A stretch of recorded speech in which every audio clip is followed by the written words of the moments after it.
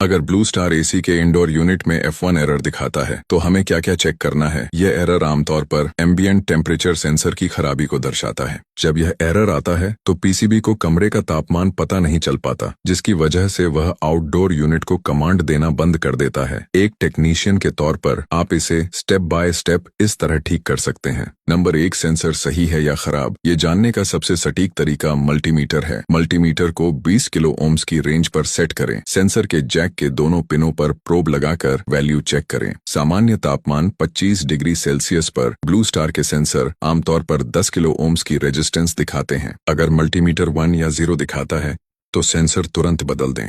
Number 2, sensor की working test. Sensor को अपने हाथ से रगड़कर थोड़ा गर्म करें और देखें कि मल्टीमीटर पर वैल्यू कम हो रही है या नहीं। अगर वैल्यू तापमान के साथ बदल रही है तो सेंसर ठीक हो सकता है और समस्या पीसीबी में हो सकती है। Number 3, DC voltage checking. Sensor को हटाकर पीसीबी के उस सॉकेट पर वोल्टेज चेक करें। वहां लगभग 5 वोल्टेज डीसी सप्लाई आनी चाहिए। अगर वोल्टेज नहीं आ रही है तो पीसीबी के सर्किट में खराबी है। अगर रेजिस्टेंस गलत है तो नया सेंसर लगाएं। ध्यान रहे कि ब्लू स्टार में सेंसर की वैल्यू सही मैच होनी चाहिए, वरना एसी सही कूलिंग नहीं करेगा। नंबर 5, सेंसर के कनेक्शन की जांच करें। सबसे पहले इंडोर का पैनल खोलें और देखें कि रूम सेंसर का जैक पीसीबी में ठीक से लगा है या नहीं। कई बार सेंसर का कनेक्टर लूज होने पर भी यह समस्या आ सकती है। हमारे कंडीशन में भी यही समस्या था। कई बार चूहे तार काट देते हैं या नमी की वजह से जैक में जंग लगने की वजह से भी हो सकता है। एक बात और, ये ब्लू स्टार का TNU मॉडल है। किसी भी कंपनी का एसी हो मॉडल अलग हो सकता है, पर चेकिंग प्रक्रिया सेम रहेगा। और आप सब ये बताओ, इन्वर्टर एसी अच्छा है या नॉन इन्वर्टर एसी?